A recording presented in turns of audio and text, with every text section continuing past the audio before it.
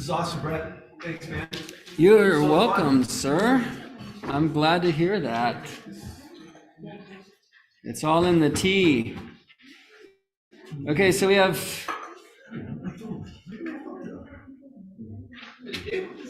That can go to 90. Okay. This one goes to 90. So far all we have is QZ checking in from Lisbon Falls, Maine. One person here? That's all who's chimed in on there. Okay, cool. Location. From Lisbon Falls, Maine. Oh, I know who that is. Hey, Susanna.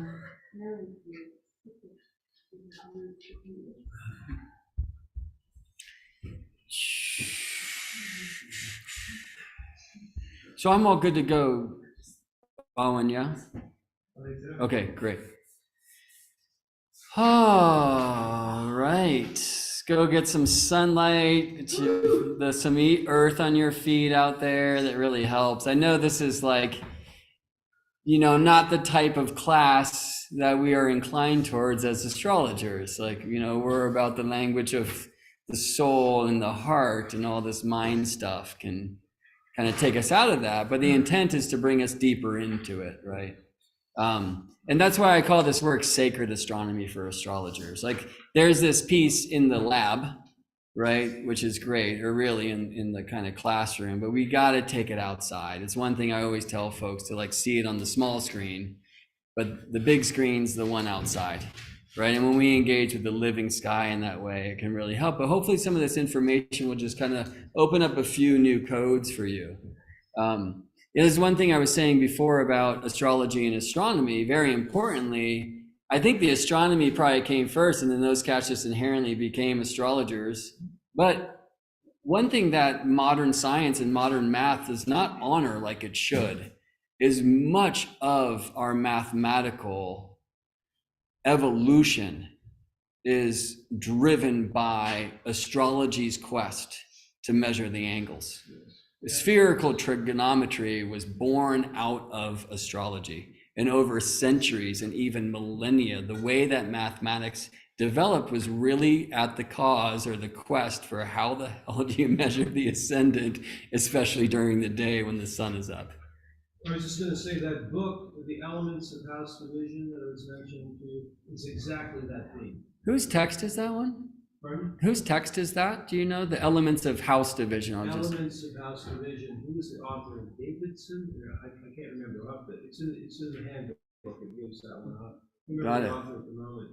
But it's just that. It's tracing the history of the house systems as being related to needing to develop new forms of mathematics in order to solve the issue of having equality in the house.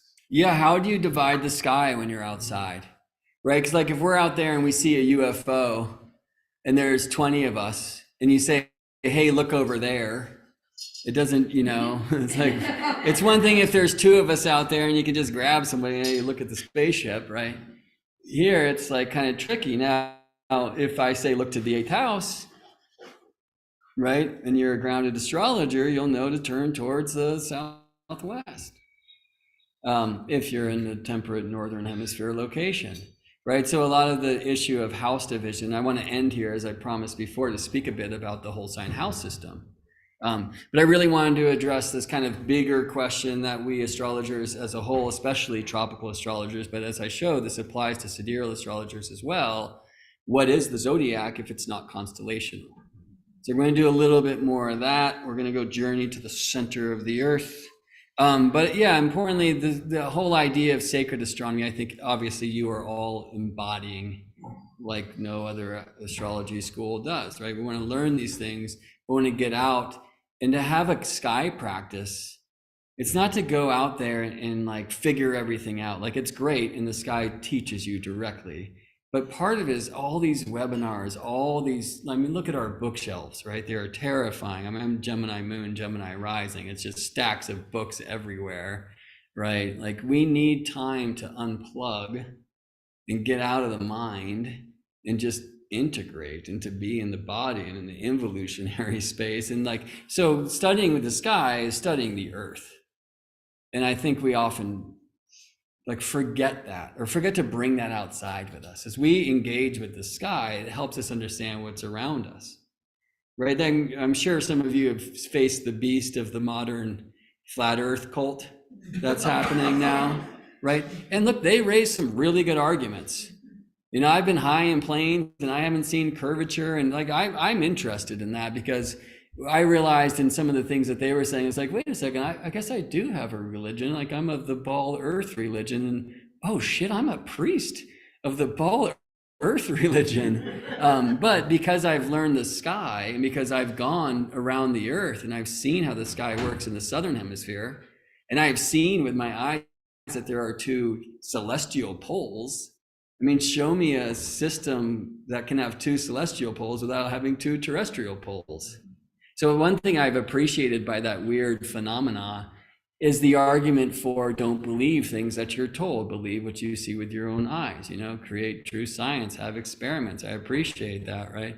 And so I was like, well, I'm a priest of this religion, and oh, okay, cool, at least the religion's real and true, you know? All right. But I get, again, like as I engage with the sky and kind of ask these questions of the sky, I like to kind of set it and forget it and not just be out there in my mind and like furrowed, wrinkled brow, like trying to solve. It's like, let me go like out with an intention and then just lay down. Or let me go meet a star, right? And instead of getting my like astronomy app out and find out what it's been called for 2 millennia or whatever, I just like to say, hey, I'm Brett. Like you are an amazing, bright orange being. Who are you? And I'll give myself to you tonight. Will you please give me your teachings? And I'll just lay down, you know, and oftentimes it's nothing. But sometimes I hear the owl. Or sometimes just in the back of my head, I hear a song and I can't not hear it. It's as if that star is playing a song from my youth in my head. And that song has a whole history with me in my language, you know what I mean? So it's like these beings will speak to you in any way they can. I mean, I've heard whispers in English, but that's rare, right? And it's just about relationship. It's just about having that sacred experience and having like the respect to look the being in the eyes, right? And introduce yourself. And that's not something I could show in slides, but I can show this. All right, so one more trip with the Directional Zodiac. We're going to watch a couple years worth of time in 2 different respects, okay? The chart on the left, you'll see that I've limited just to Mars. So we've got Moon, Mercury, Venus, Sun, and Mars. Where is the Earth on that chart? In the center of the chart. Estella, I celebrate you answering that right away. The Earth, our geocentric charts are geocentric, meaning Earth-centered. And in fact, it's the center of the Earth at the center of the chart. But it's also you outside standing on the ground, right?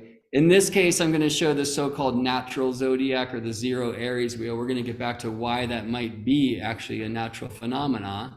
But for now, just know we're not going to spin through houses. I'm just showing the secondary motion, which is the orbital motion of the planets, right? So we're going to see the planets going through the signs. On the right side, it's a image from Solar System Scope software, modified, okay? Because they don't have the zodiac. It's a heliocentric thing. So the sun is on the center of the right side, and we're going to see how the Earth right now is to the right of the sun. Well, like that zodiac wheel, Cancer is down at the bottom. What direction is Cancer? North. Yes, right? North is down. Capricorn, southstis, right? The Tropic of Capricorn, the most southern point from the equator. So south is up, east is left. And so when you see that heliocentric image, the sun is to the left. That should help us understand, because that's the sun moving into Aries, that's east equinox. So the sun is east of Earth. The north pole of Earth is leaning down towards the bottom of the screen. So what we're going to see here, soundtracked by the great John Dumas, is that the zodiac is not coming to the sun, it's coming to the earth. Now we can cast heliocentric charts, like that's like a whole other thing. We can cast Mars-centered charts, whatever, okay? But here I'm talking geocentric. And again, for me, and it can work either way, it's not the signs coming to Earth from space. It's the signs emanating from the heart of the Earth, aligned to Gaia's spine, or the sword of our stone, as I like to poetically call the world tree of our rotational axis, and emanating outwards along the ecliptic plane, all right? The astronomical convention is typically you look down from the north. So what we're gonna see when we do is that the direct motion of the planets will be, as it is with the signs, counterclockwise along the wheel. So let's just start. I want you to focus on the moon. Let me go up here and I'll point to the moon, which is, well, you can see in the chart what sign is the moon in. Right? So check out here, the moon's right there in Taurus, in the center of Taurus, okay? So there's going to be a lot going on, but let's just focus on the moon right now. The moon is moving around the earth. And do you see how she's just going through these signs? So compare the chart on the left to that image of that astronomical software on the right. All right? Now let's look at the sun. It's the earth orbiting the sun. And now the sun is getting close to Earth's North Pole, our northern lean, right? That's solstice time. See, it's moving into Cancer there, yeah?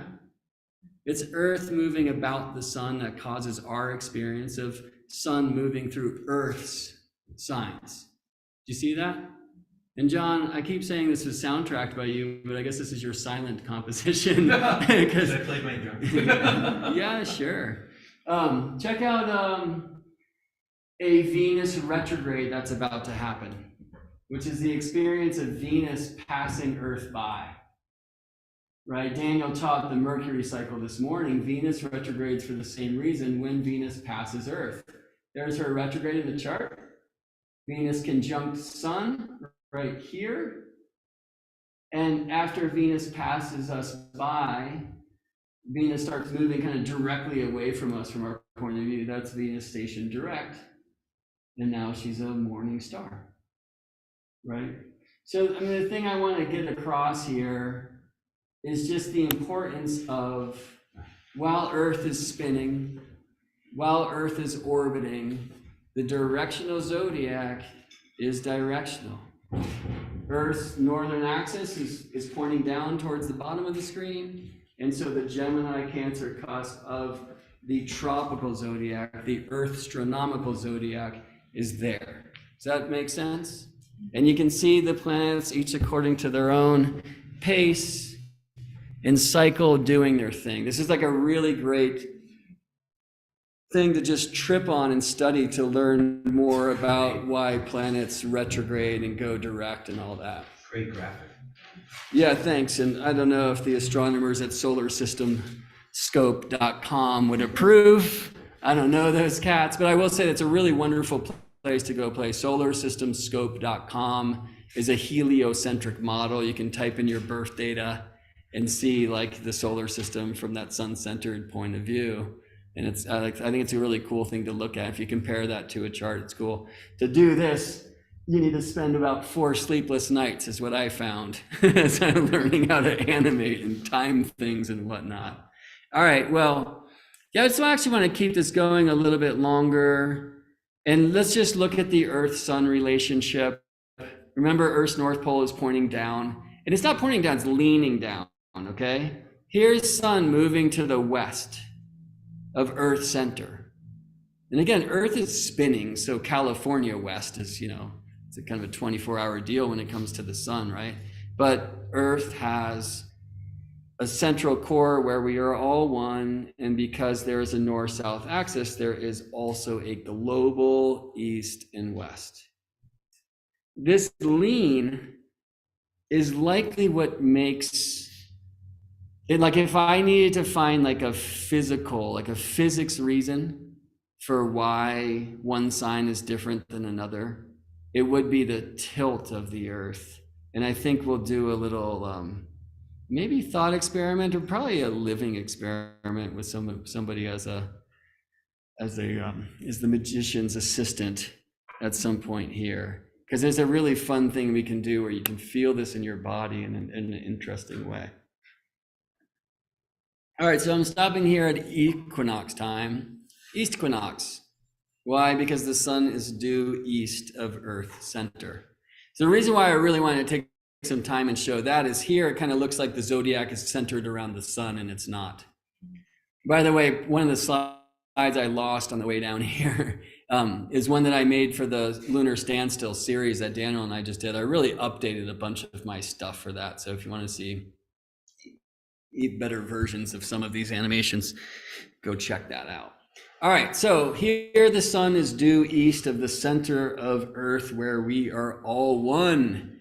East equinox, the cusp of tropical Pisces and Aries. The sun enters the Ram. Now, this is why we can look at the sun's Aries ingress, this is one for the year 2022, as the beginning of the year. All you have to do is watch a sunrise to understand the East is about beginning. Agreed? And there is a global East. So when the sun gets to global East, that's Aries equinox. And while that might be autumn equinox for people in Bolivia, and therefore we can't put that wrap on, this is the resurrection of the light. And now we come out of those long nights, and the days are going to get longer than the night. And that thing that we often speak of mystically and seasonally around Aries equinox time in the Northern Hemisphere doesn't apply down there, right? But whether you are in Peru or Timbuktu, north or south, when the sun ingresses Aries, it is literally due east of the center of Earth where we all connect, right? So there's an easting, there's a new beginning there. In mundane astrology, you typically, like if you want to know about the affairs of the United States, for example, you would cast the Aries ingress chart for Washington, D.C.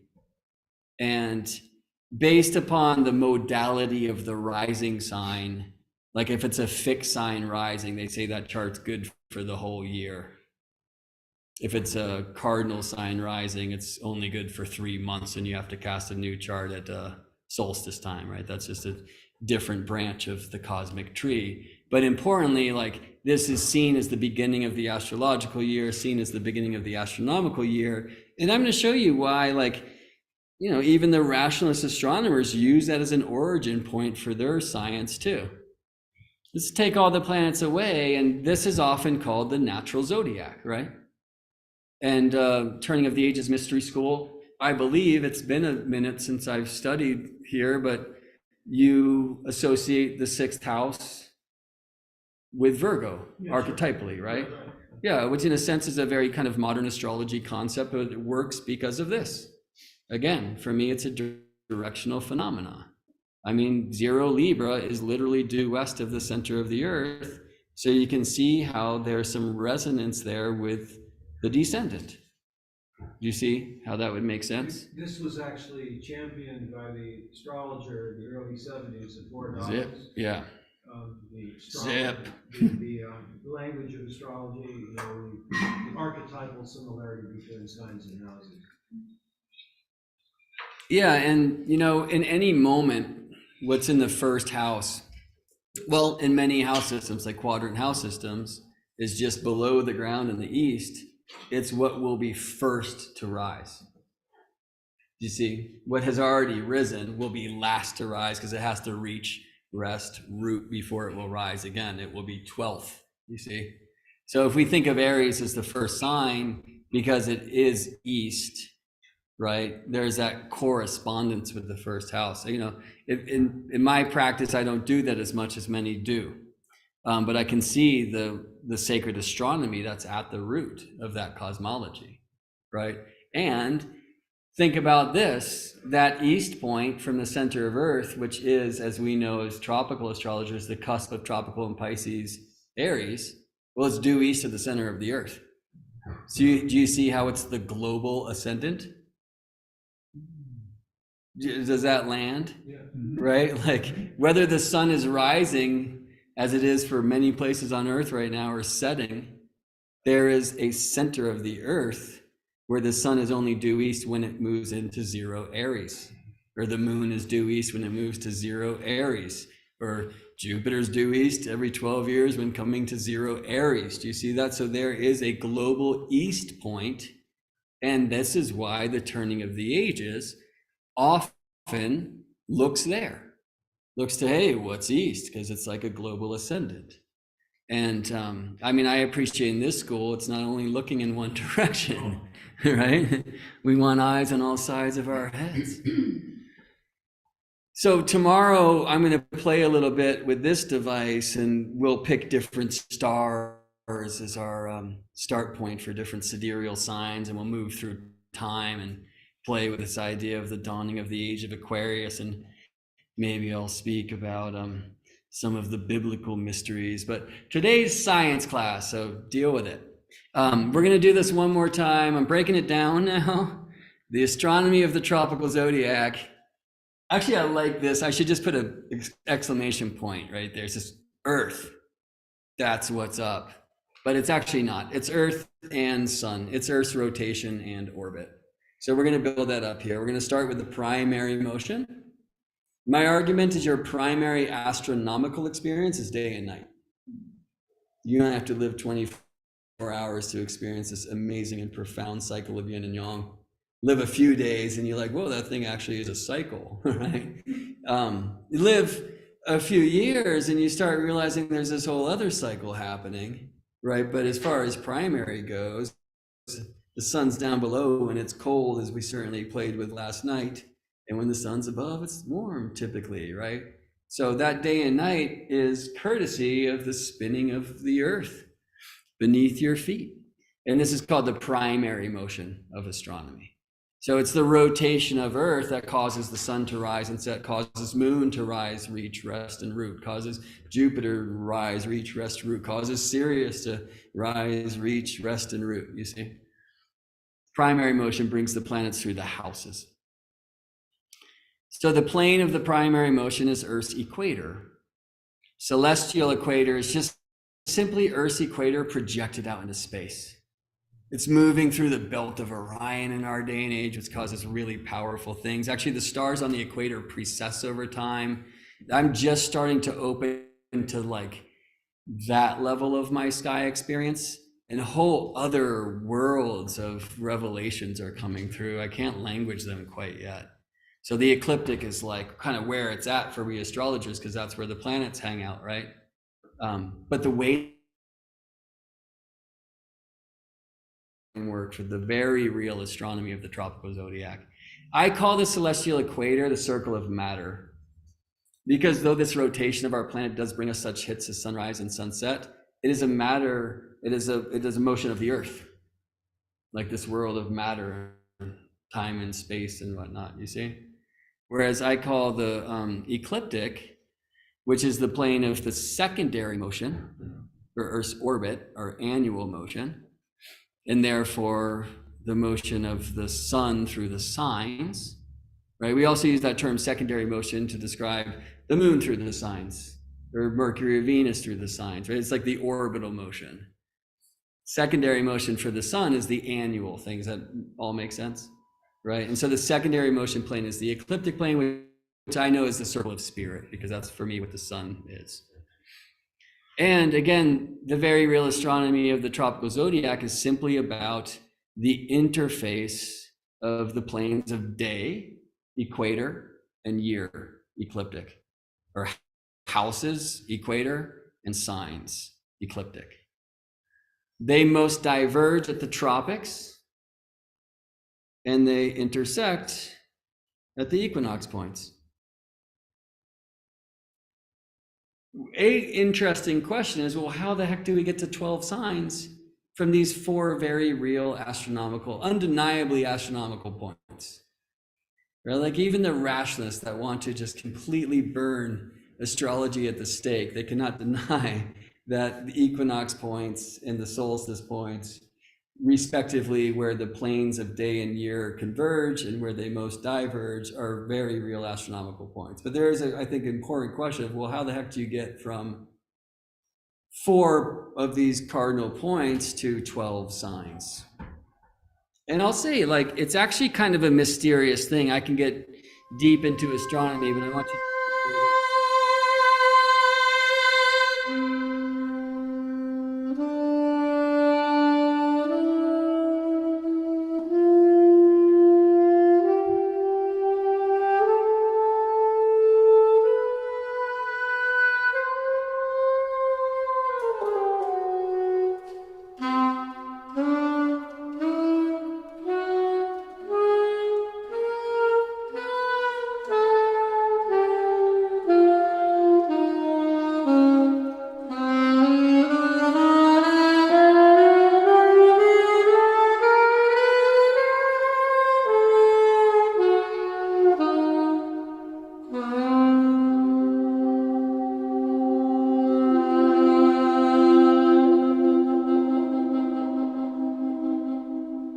So those of you who speak music will say that saxophone was out of tune.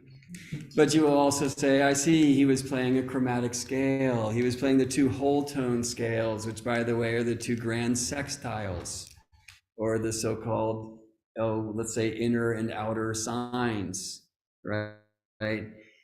Astronomy in the quadrivium tradition was known as number in time and space, right? And as Daniel was describing yesterday, astrology is the highest of the lower mysteries, right? So the measurable side of astrology is astronomy, number in time and space. I can't say exactly what's above that.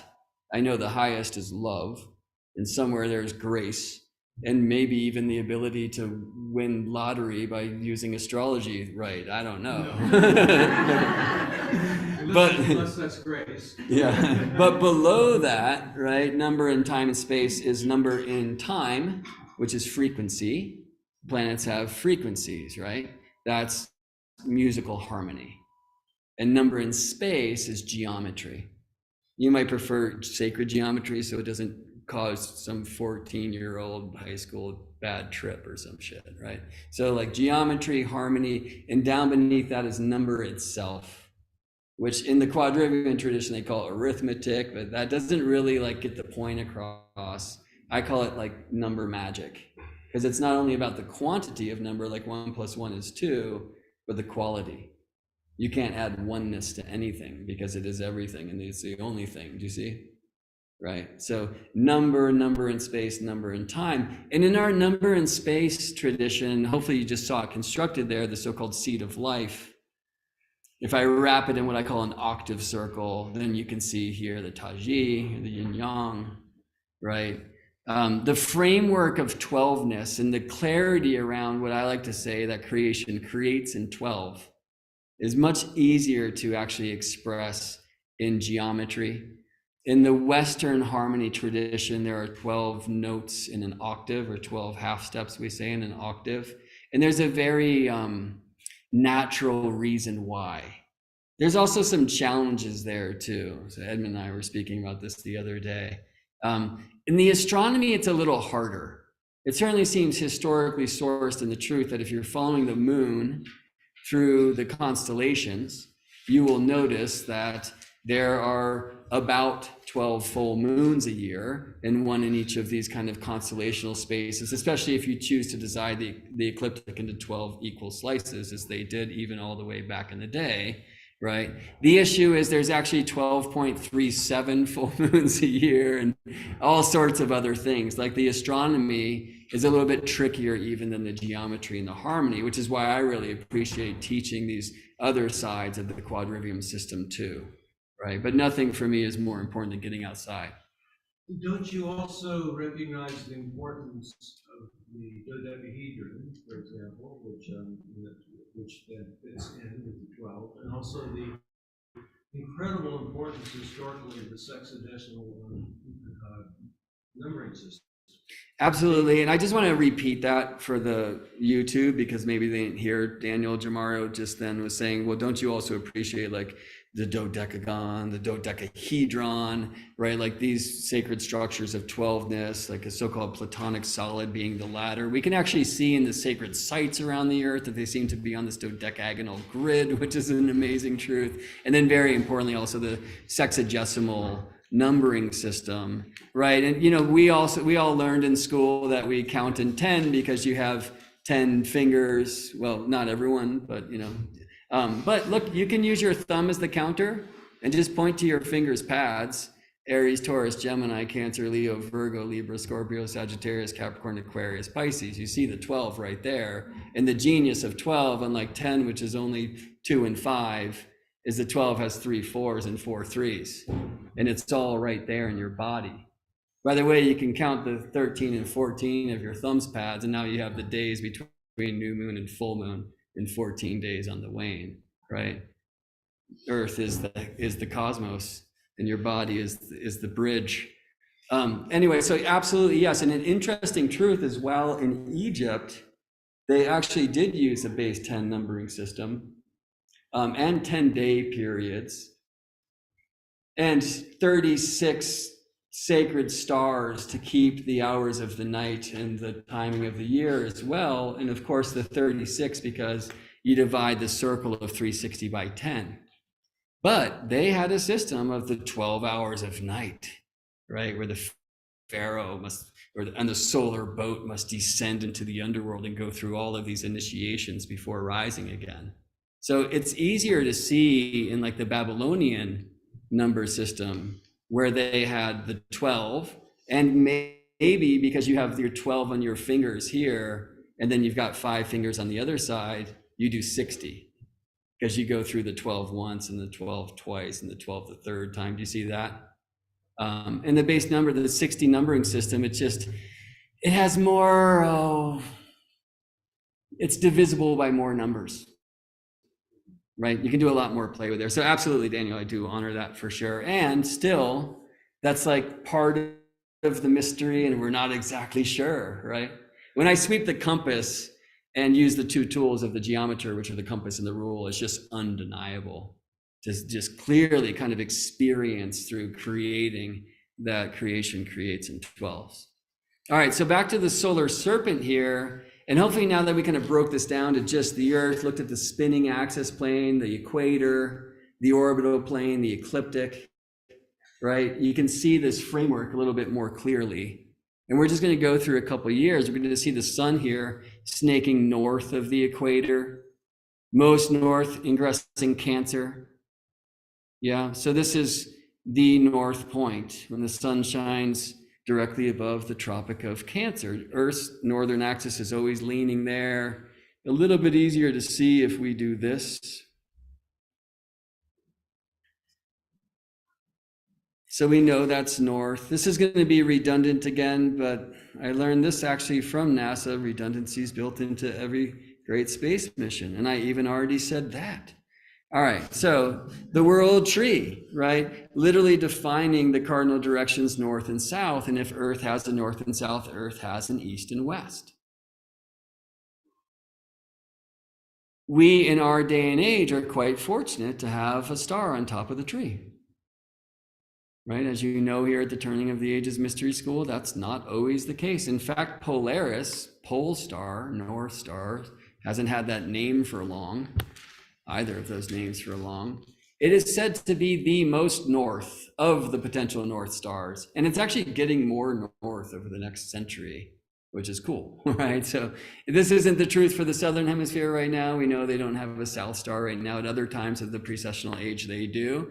But we're pretty fortunate to be able to go outside as we did last night and just start with Polaris. And now our heart is north, our back is south, our shoulders are east and west, like we're literally aligned to the directions of our planet in that way. It's a pretty beautiful thing. So Cancer's above the Tropic of Cancer, but I can also put it up there at the North Pole and Capricorn down at the South Pole, because remember when Earth's South Pole is leaning towards the light, that's the sun ingress Capricorn, right? And I can fill in the other cardinal cusps. Oh wait, cardinal signs and cardinal directions. I get it. Right, we have Aries as east and Libra as west. And importantly, it's really the Pisces-Aries cusp is east, as I said before, 4 equinox signs, 4 solstice signs. And so now this illustration's been updated with that E, N, W, and S for the cardinal directions of the center of Earth mapped onto the very real astronomy of the tropical zodiac. So let's watch the sun now in these northern signs that get less north, west equinox time, and then going into southern signs to the most south point, right?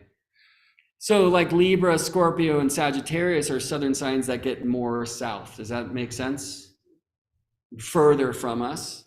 Then the extreme solstice, the sun stops at the tropic coast, turnaround Tropic of Capricorn, and starts getting closer. But Capricorn, Aquarius, and Pisces are southern signs that get less south, or southern signs that go north. And now here we are back at equinox. The sun on the, wait, what? What is Christ? Oh, Christ. Oh, right. Didn't this guy say he is the son of human? And we celebrate this whole Easter thing when the sun is on the cross of the ecliptic and the equator.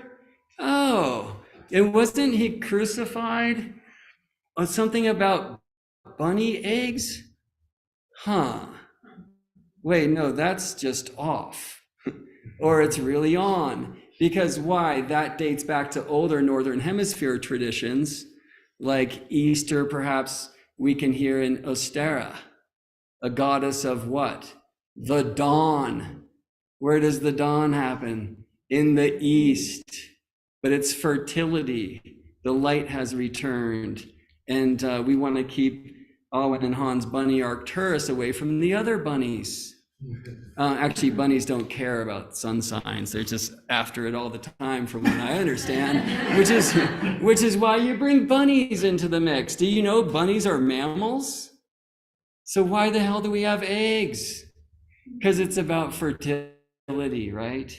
So we see a lot of the old traditions that were kind of erased, but not, and still celebrated today. You know, when was Christ crucified? At Passover time. So who knows this heavy story, right? This is just before Exodus, and Moses is going to Pharaoh with "let my people go," and Pharaoh's like, okay, and then El says, no, don't worry, we're gonna harden his heart because they need to bring this reign of terror. And so all the frogs are going to fall from the sky, and the locust invasion and all that. He's let my people go. He's like, okay, no, we're going to harden his heart until kind of the final, just attack, which is that the firstborn of every household, including the animal kingdom, is going to die tonight, right? Everyone except for the firstborn who lives in a house with the blood of the ram painted above its door.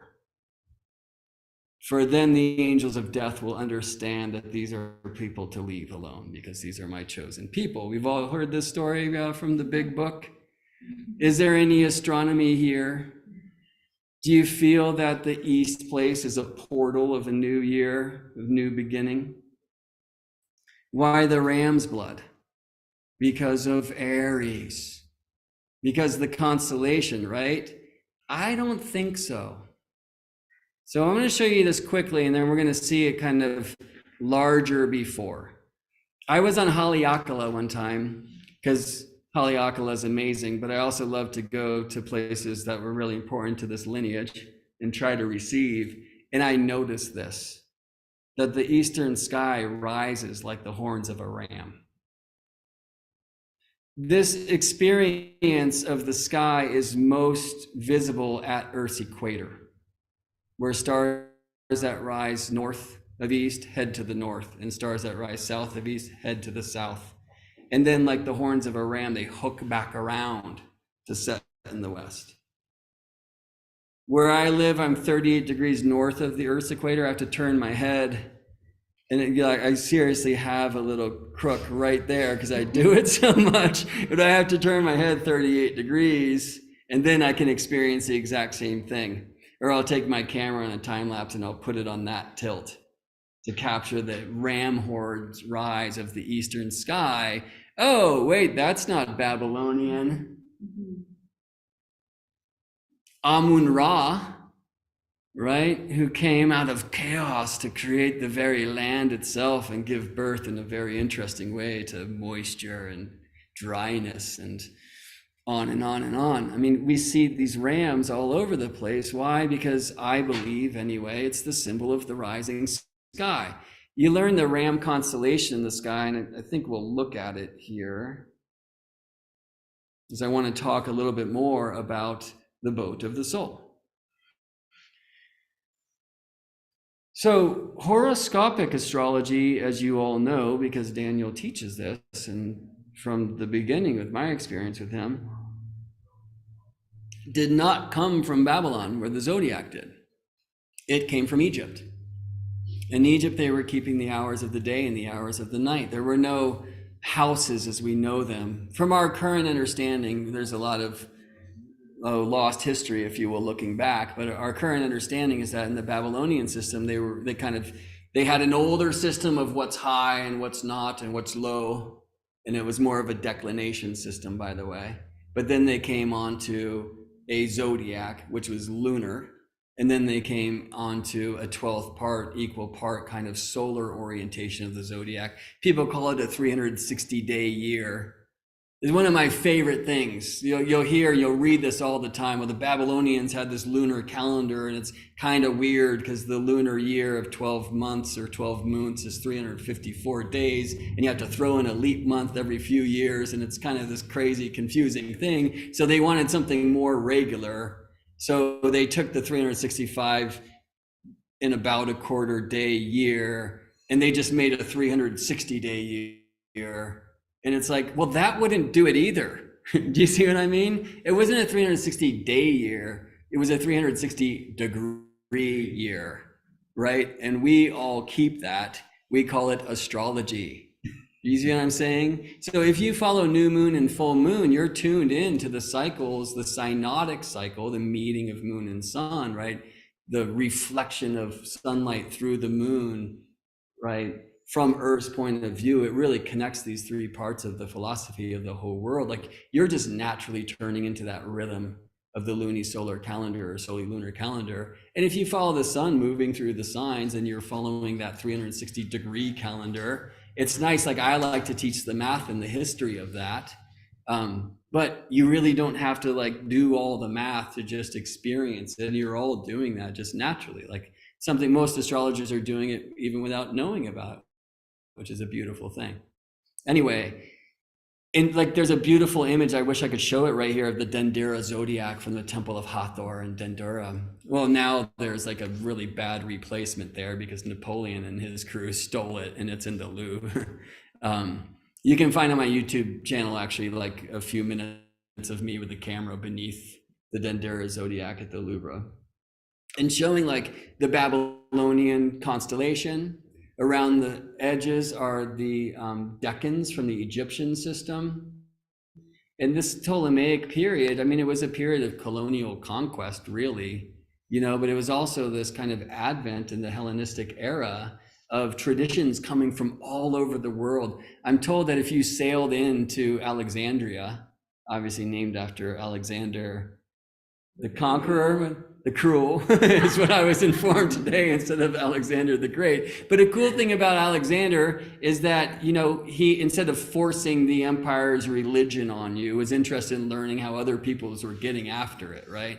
And at the Library of Alexandria, which was after his time anyway, there's a rumor that if you sailed into that place, you'd get stopped and they would search your boat and take all of your scriptures to the library and then bring you copies.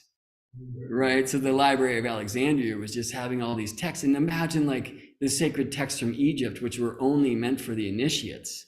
Now they're all coming into this place, and we have these. For me, this is where observational astrology went to die, and I have no idea. But when I try to be a fly on the wall in my own little visionary time machine, I see all these cats huddled over library tables and ephemerides and cracking the code, which is beautiful because it's kind of at the roots of so much of this like melting pot of different mystical and astrological traditions to birth what we call Western astrology, right?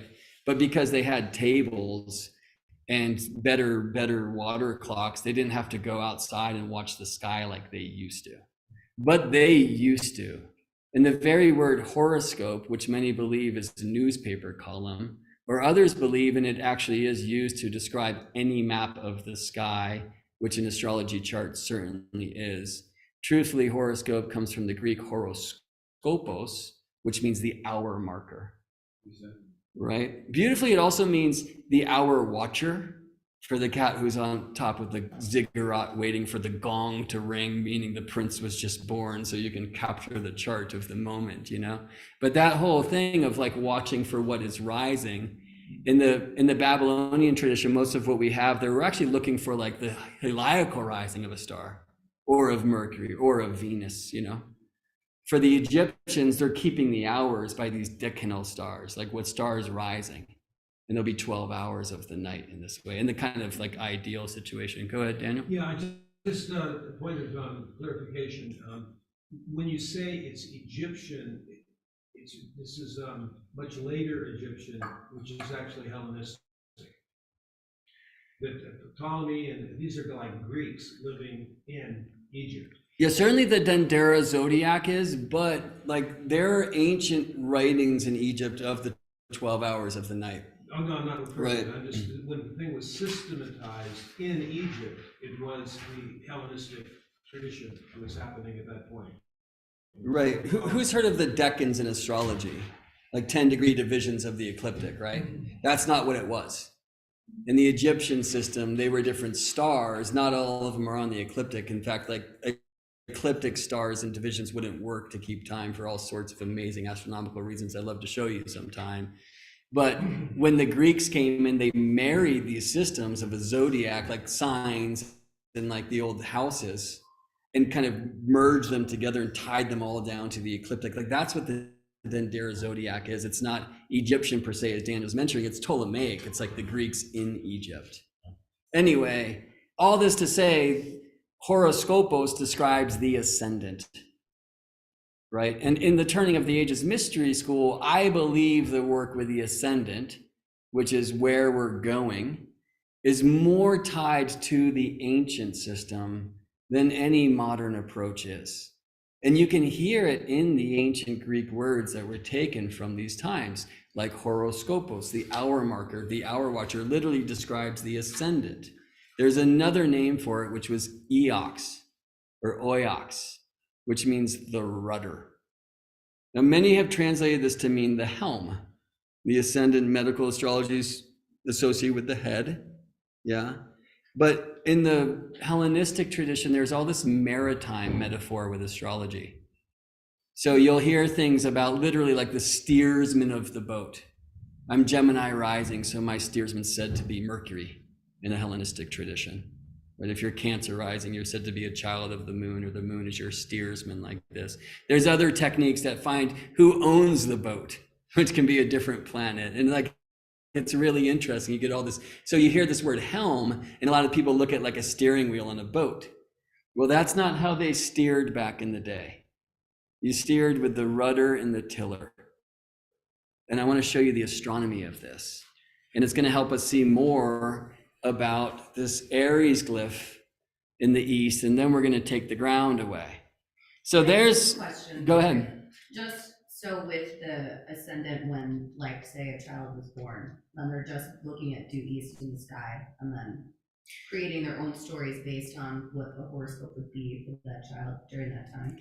Well, the original like natal astrology was coming in around that time, right? In the Babylonian system, it was much more about the planets are in these, with these stars, the planets are in these signs, and then that's going to speak for the land.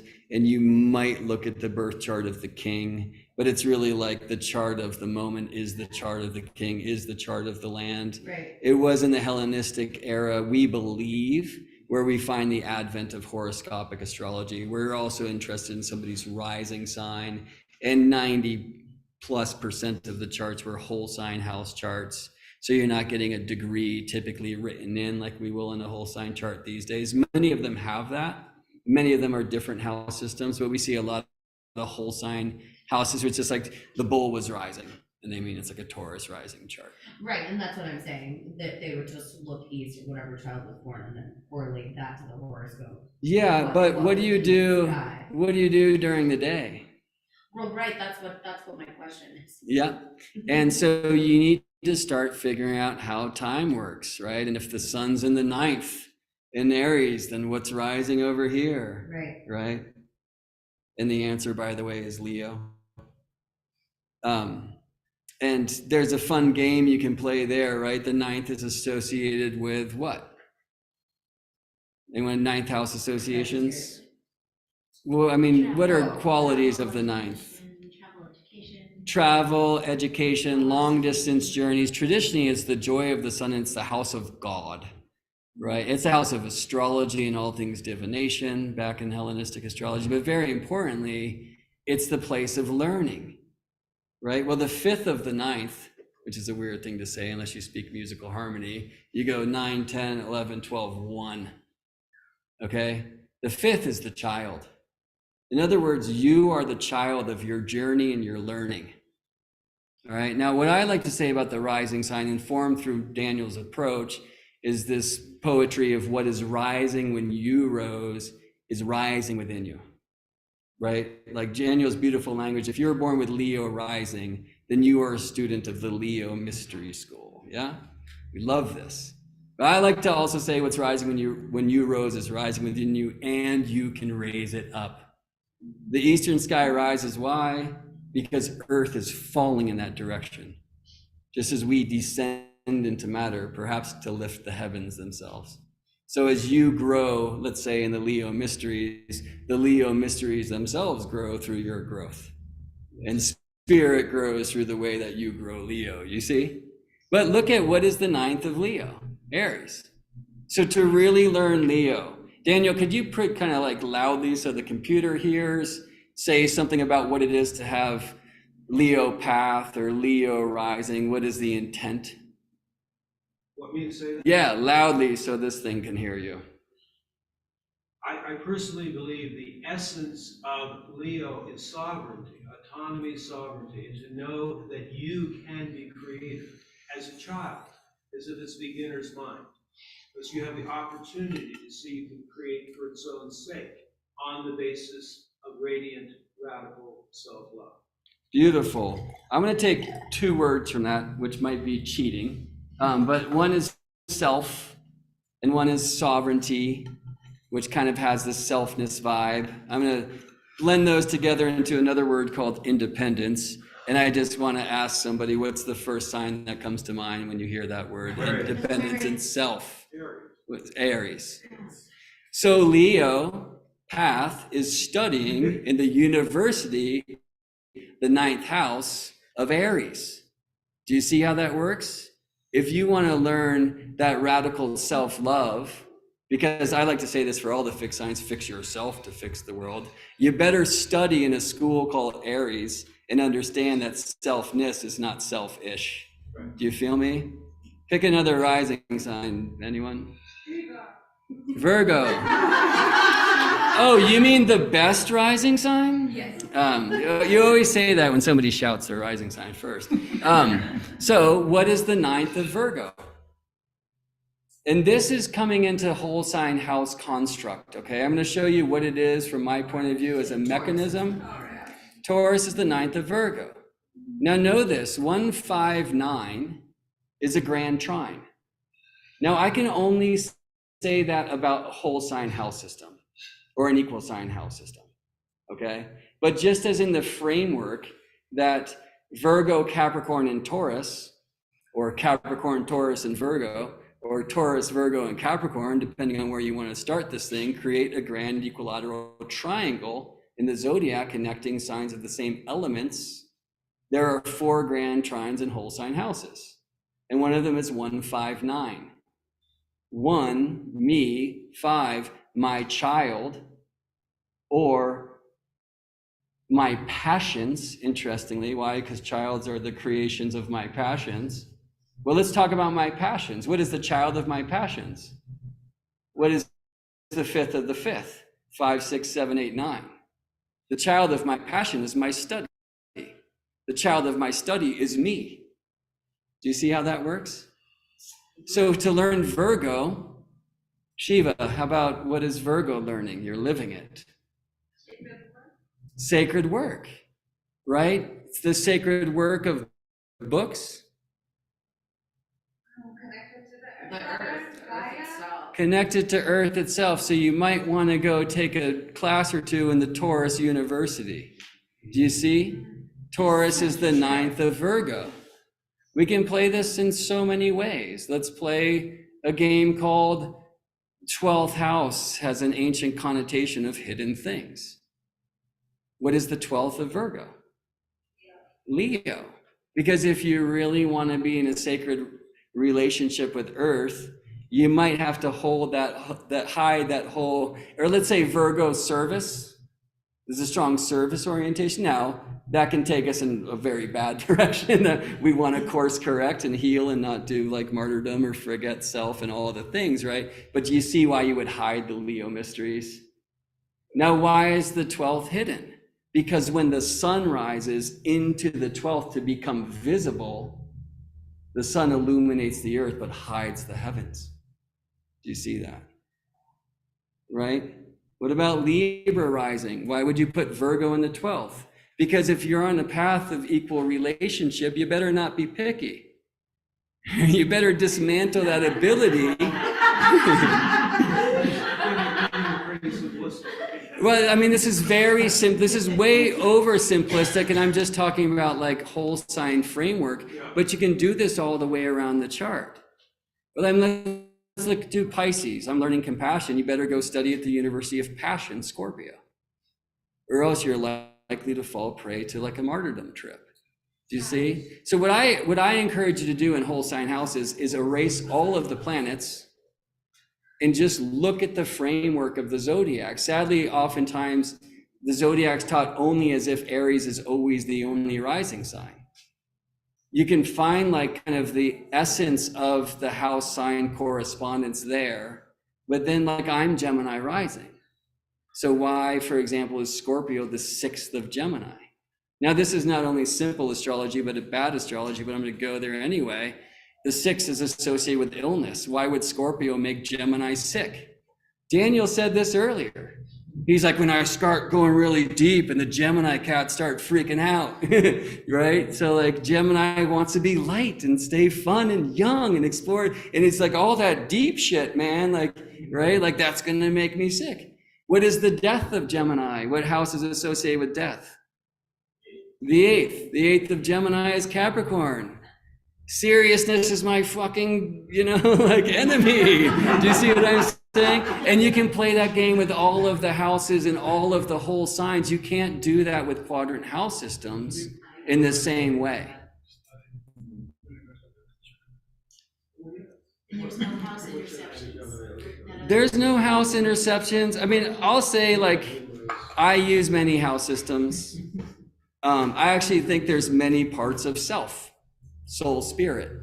I will say that the whole sign house system for me, in a sense, it takes the ground out from beneath your feet, right?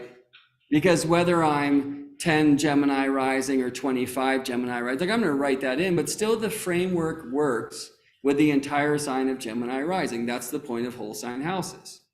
A beautiful thing about whole sign houses as well is you always have, unless you're the very first degree or minute or the very last minute of the sign rising, part of the sign's above and part of the sign is below. Traditionally, Mercury is said to rejoice in the first because Mercury is everything both. It's very clearly an expression of whole sign houses. He's above and she's below, right? She's above and he's below, like all the things Mercury is everything both, her, me's, you see? So in that whole sign framework, there's also kind of that beautiful essence of the horizon is in the sign, you see? But in a sense, it doesn't like, it does, and it doesn't rely as much as the specific degree of your ascendant as like Placidus, Porphyry, Campanus, Regiomontanus, all the quadrant house systems. Like we're gonna write them in. Like, I mean, I'm not saying you're not going to feature the ascendant degree is a very important thing, but what I was just sharing before from an archetypal perspective, the Gemini framework, or what I call the Gemini map, is the Gemini map. And in that sense, and only in that sense, it takes the feet out from the ground out from beneath your feet. Well, isn't there a part of you whose feet are not on the ground? Some call it higher self. Isn't there a part of you on the way in who said, I'm going to Libra, I'm going to Virgo, I'm going to Sagittarius, right? I'm going to Gemini. And when we get specific with the degrees and then the midheaven and all the things, we see more of the personal framework, where the personal is in a body. But on the way in, before we're embodied, I think it's more like, I want that archetypal essence of the larger framework. All right, so thanks for entertaining astrology. I'm here to teach astronomy, my bad. Let me get back to this thing a little bit, and then I want to show you the framework deep beneath our feet of why I think the tropical zodiac, like what it is, and why that actually really helps us see in astronomy of a feet on the ground of Earth mechanism or astronomical system that also supports the expression of whole sign houses. All right, so here we're looking at the ram, which is just to the left of that Aries glyph. Looks just like the glyph, right? Not at all. Now, to be fair, the way that Anna and I drew that glyph, because we wanted to use only circles and lines, isn't what you usually see, so let's do that. Now let's cut it in half after shaving some bits off. And now we get something that looks just like the Aries constellation, and I get it, right? No, because what I'm saying is that ram like the sign is not named for that constellation. What I feel is this. Now, first of all, I'm going to show you this a little bit tomorrow, and it's going to take us back in history. But notice that the fishes actually look like the Aries glyph. What's that about? We'll explore that tomorrow morning. All right, so here we are looking east. Notice that the stars that rise south of east head to the south, the stars that rise north of east head to the north, and it's the ram's horn rise of the eastern sky, the eternal fountain of youth. For me, this is why the ram was assigned to the east. You know, in the Babylonian tradition, there's this weird like pun that some say is responsible, which is a story for another time. What I want to do here is take the ground away and look at this other east equinox sign, because east equinox is the Pisces Aries cusp, yes? And I would suggest whoever created this particular glyph, one of only two of the glyphs that we use in modern times that actually has a horizontal line. What's the other one? Libra, an equinox sign of the west, setting into the horizon. Believe me, once you see the Libra glyph as the sun setting into the horizon, you'll never not see that. So my apologies if you didn't want to. Can I just throw something in here? Yeah. Again about Aries. If you collapse the Easter lily onto 2 dimensions. Wait, if you had collapsed the what on 2 dimensions? Easter lily. Easter lily. On 2 dimensions, it's the Aries glyph. Oh, trippy. Yeah, Easter. I'm gonna have to work on Lily later. I mean, I'm not, sorry, Anna, I wasn't saying that. Anyway, so notice that the Pisces glyph also has a horizontal line. I suggested it's the ground. And as I animate the eastern sky, now that Stellarium astronomy software is letting me look also beneath the ground, notice that all the stars are converging to the east and then separating back away. So as above, below, it's like the ram hooks rise above and the ram hook like kind of funnel below. Do you see that? Now that's the equator. I'm looking at Earth's equator. And so there the equator is vertical and this is the ecliptic. The oiox, the helm, was the rudder. Notice that the ascendant is ruddering north and south of due east. So Shiva, when you asked me, or sorry, Marina, do they look due east? No, because the ascendant is only due east if the equinox points are rising. Northern signs rise north of east. Southern signs rise south of east. And every day, not just the ascendant, but the ascendant-descendant axis, they rudder back and forth against the cardinal directions.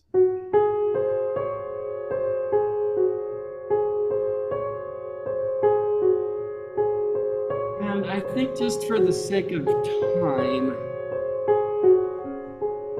because this is a 5-minute thing with a lot written on the screen that you can't see anyway, I'm gonna skip that. But I could share it with Daniel. It's a 5-minute video I made, beautifully soundtracked by the piano of my friend Eric Deutsch, which really looks at this ruddering in north and south signs and all sorts of kind of astronomical keys that exist at the very heart of the tropical zodiac. Demetra George was just in an astronomy class that I taught. I don't know if you're familiar with Demetra, she's a great astrologer. She's gone very Hellenistic. She shared with me this ring that she found after the class where I was teaching about the rudder. And this is a Hellenistic ring. It says 1st to 3rd century CE. So that's the Hellenistic time. Gem engraved with rudder. And then it writes in quotes, ascendant. Right? This comes from the Institute for the Study of the Ancient World, which is at a university, I'm not sure. And then look, it says context unknown. Well, whoever wrote that in parentheses, ascendant, I mean, they might have just known that oiox, which would have been the word that they translated both at rudder and maybe ascendant. But my guess is they understand something about astrology and they didn't want to write it on here because they'd get kicked out of academia. You see what I mean? But you can see in that ring, do you see what I just showed? The equator here is shown as the spine, the caduceus staff, and then you have like the Ida and the Pingala, right? But we see stars that rise south heading to the south, stars that rise north heading to the north. You can see the ram's horns there with the caduceus blossoming out of it. Like that is just straight up astronomy. And we're losing in modern astrology the context of the essence and the beauty and the importance of the ascendant. When people say it's just this mask that you wear, I mean, in some senses, there's an interesting thing there because that might be a mistranslation. That word mask comes from persona, right? Hey, but maybe Brett is just some mask that whatever I really am is wearing. Like that's an interesting thing, but I don't want to like disqualify the experience of a Brett, you know, like that's growing towards this life intent, this soul's intent here on earth. What was rising when I rose is rising with me. And you can hear it in these ancient words, the oiox, right? So it's the ascendant descendant axis. When a northern sign is rising, a southern sign is setting, right? So anyone else pick any other rising sign? Scorpio rises south of east. And when Scorpio rises, Taurus sets, and Taurus sets north of west. When we get to Sagittarius rising, Gemini setting, we get to the southern extreme, then we stop and turn around and rudder back. So every day, the ascendant descendant axis is ruddering back and forth against the cardinal directions. And the very language of the Hellenistic times says that that ascendant is your navigational situation. You know, let's say it's where you're going. All right, let me show one more little bit. We have 7 minutes left. Can't believe I'm on time for a thing. We're going to do more of this tomorrow in my time that I have, looking at the turning of the ages. But I just want to honor again the tropical zodiac here, these glyphs, right? So what is the yellow circle? It is the ecliptic. What is at the center of the tropical zodiac? What is at the center of every geocentric zodiac? Not the dog that just walked into the center of the zodiac, but yes, the dog, because he's an earthling. And the center is the earth, right? Where is the north pole of earth? At the Gemini Cancer cusp. You see that? So the earth here is spinning, right? So different places on Earth's surface is going to experience different signs rising, reaching, resting, and rooting. But when I talk about global direction, heart of Gaia, Gaia's spine, it's that northern sign at the Gemini Cancer cusp. It's the southern side of the Sagittarius Capricorn cusp. And here I've aligned it in such a way that, like the natural zodiac wheel, we have the Pisces Aries cusp on Earth east. Yeah? The tropical zodiac is a directional device. I hope I've helped you see that today. I didn't show this one with the North Pole leaning towards zero Cancer. It's a little bit easier like this when I reorient to the ecliptic plane. And you can see that tilt of Earth like all the globes in your classrooms do, right?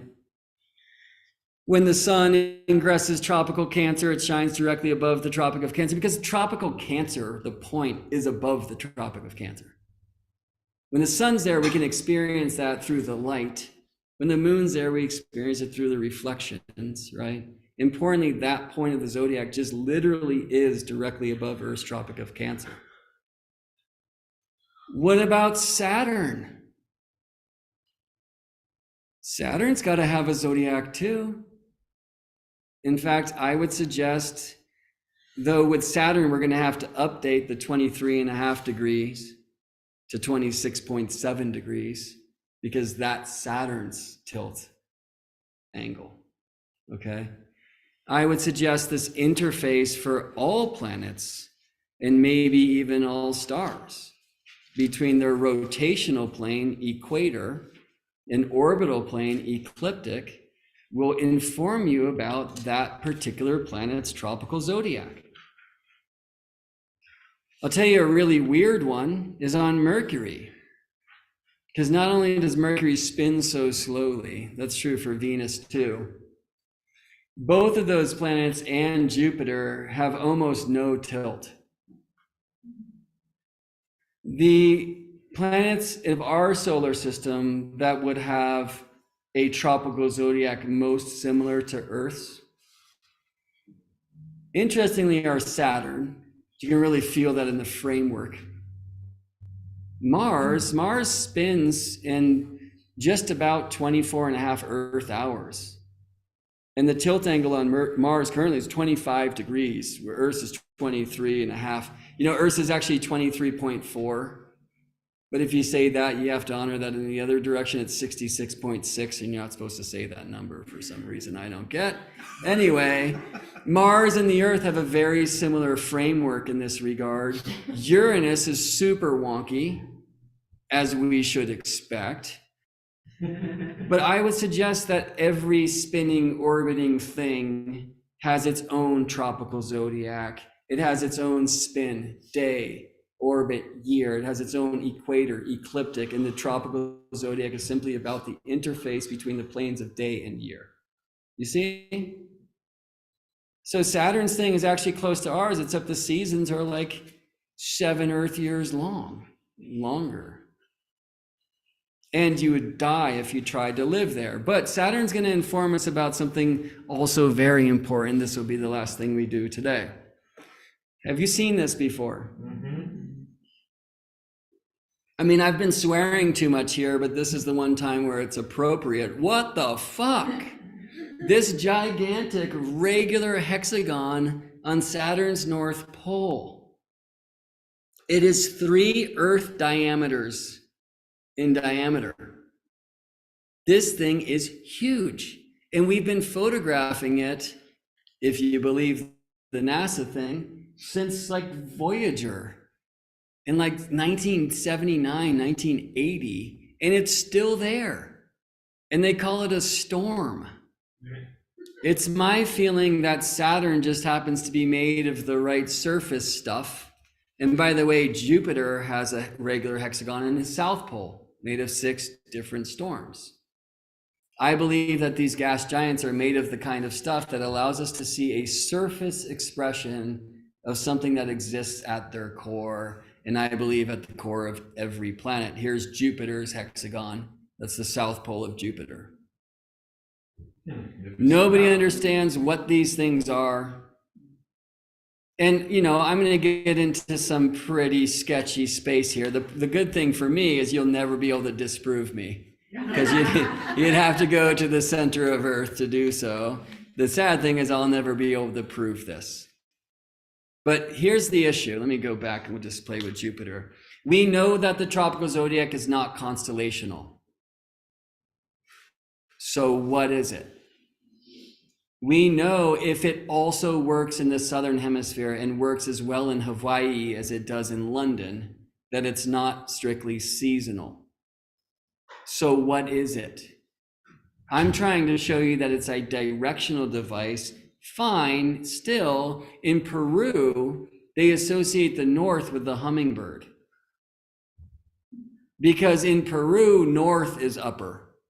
So you want a bird. You see what I mean? So even when I say it's directional, when you move around the earth, the directions kind of feel different, and you'll see systems. I can't tell you how many people I've known to do medicine training in Peru, and they come back here and they call in the directions and look at north as this upper thing. And I'm like, hey, you might need to update that for Oregon, man. We're drinking medicine. They're like, well, it doesn't matter. I'm going into a place that's not on earth. And it's like, all right, But I really want to be centered on earth and kind of honor how the directions work here. If the Egyptians were in South Africa, I'm sure they would have called the north lower and the south upper. Do you see? Because that's how the sun works in that hemisphere. So I will show you that it's directional without a doubt. And we don't have time today, but we can just play later this game, which is basically like I play the sun. We put a little lasso around you. You orbit me and feel like without turning yourself, so you wouldn't orbit me facing me the whole time. You would orbit me facing like that southern eastern wall at the same time. And so at some point I'm holding onto you by this belt and you're feeling the pull towards me. And other times you're feeling the pull away from me. And you can really feel that different experience when you're in different signs. You see what I mean? Now try to do it while you're leaning 23.5 degrees off the vertical, right? But we don't do that because somebody might get injured. Anyway, I'm going to take you down beneath our feet and show you good academic science that maybe supports this. Now, importantly, this paper by Ronald Cohen and Lars Stixrud, the Carnegie Institute of Washington, was published in the great scientific peer-reviewed journal called Nature, and in Science as well. You cannot find it at the URL I have here anymore. You have to use the Wayback Machine, the Internet Archives. So I don't know if it was taken down because they've since proved it wrong, or if I'm right, because the secret is Gemini Brett is a card-carrying Scorpio, that it's a great conspiracy, that they don't want you to know what lives beneath your feet because it's the very source of the true 12-sign zodiac. Because what they found is looking at geological surveys, shooting radar laser beams into the earth and trying to figure out what is at the center of the earth. So I'm just going to read this to you. Hexagonal crystals have a unique directionality, says Stixrud, which must be aligned and oriented with Earth's spin axis for every crystal in the inner core. Like you and I were taught there was one giant iron ball in school. The geological, awareness has now gone to, it's actually like a bunch of nanocrystals. Okay, and that there's hexagonal crystals and cubic crystals, and they all align literally to the spin axis. What does that mean? They align to the cardinal directions. What does that mean? They align to the tropical zodiac. And what they're finding here is that the seismic data and the survey suggests through supercomputer models that actually, if all the crystals must point in the same direction, why not one big crystal? The results published in Science offered the simplest, most convincing explanation yet put forward for the observed seismic data and have stirred new thinking about the inner core. Could an iron ball 1,500 miles across be a single crystal?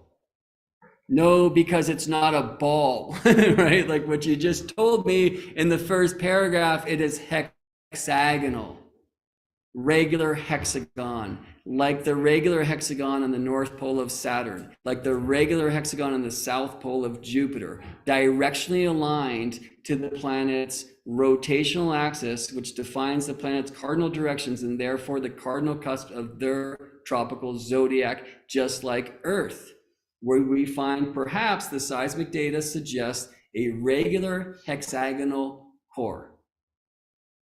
Regular hexagons have 6 sides and 6 points. And when you spin them especially, I think you will find that they have an energetic expression that looks a lot like that flower of life. 6 circles stitched about one, the sacred 7, which has 6 petals inside and 6 petals outside, phased from one another by 30 degrees. The inner and the outer signs, call them feminine, masculine, whatever you want, right? They're edges and points of the crystal. So this is good. Like now Science Nerd is getting woo enough and our time is out, sorry, but we'll go a little deeper tomorrow. I'm talking about crystal cores of Earth and all planets. So when the sun is moving through the signs, because the Earth crystal is orbiting the sun, it's simply going from the face called Aries to the point called Taurus, or the point called Aries to the face called Taurus, or however that works through this 12-fold energetic grid. That is, for me, something down beneath our feet, the terrestrial essence of this tropical zodiac, which is no doubt a directional device. So Christ and Passover, which I think we'll pick up tomorrow a bit. But let me just say one more thing, which is, I forgot. So that means shut up. Thank you so much for like your clear attention and direction and not falling asleep through all this information. And we can take a couple minutes for questions. I have one. Go ahead. Okay. So if you're saying that the Earth is all like that and the planets are all like that and it's a directional system, so are you saying that things are coming into our galaxy and these are beacons for them to come in and to influence us as we influence them going out? Yeah, I mean, you know, like the cosmology will work in either direction. Oh, and this reminded me what I want to say, so let me be here too. You know, whether it's coming here, like whether Aries is out there coming to me, or what I'm believing is it's in here going out, it's still like one particular place of space aligned to what I feel is one like crystal face, okay? But So- even going outside of our galaxy. Yeah, forever. Okay. Yeah, I mean, so like, But we inform the mysteries. Yeah, this- Yeah. Mysteries inform us. The way we've understood this is that there are energies coming through the patterning of the stars Gotcha. that are making alterations to these earth-based. So it's a combination between soul and spirit. Gotcha. Yeah. So they're both interactive. so this is the last thing I'll say, because I'll get back to that tomorrow, because for the turning of the ages, which I'm going to show you, are clearly decoded or coded in Washington, D.C. Then we'll play with some precessional games for when is the dawning of the age of Aquarius. Unfortunately, you all already know the answer because you're in the Turning of the Ages mystery school, but I'll show you some pretty pictures anyway. Here's a porphyry house system chart, which simply trisects the quadrants between angles and has the very degree of the ascendant sign well, in this case, hopefully you see southeast, because Sagittarius is a southern sign. And that's why the midheaven's leaning left, if you will. But what about the cosmology of the whole sign house system? Again, like we can honor the degree of the sign Sagittarius that's rising, but it's harder to kind of have your feet on the ground. So for me, again, there's this kind of cosmological archetypal essence of a part of me that isn't me, that doesn't have his feet on the ground. It's kind of the higher archetypal framework, which from my understanding, Daniel, is one of the reasons why you first were sold and then saw that it really worked for your system. Yes. But if this thing is a crystal core, when the face of Sagittarius is rising, it's the face of Sagittarius, because you're like spinning above it, you see? And so in a sense, like whether it's 1 degree or 27 degrees Sagittarius, they all matter, but still it's that whole crystal face. Do you see what I'm saying? So it really also supports the idea of the whole sign house system is not only archetypal, but something like really deeply embodied, faceted at the core of the earth. All right. So Daniel, hopefully I've been able to accomplish a few of the things you invited me to, Yeah. including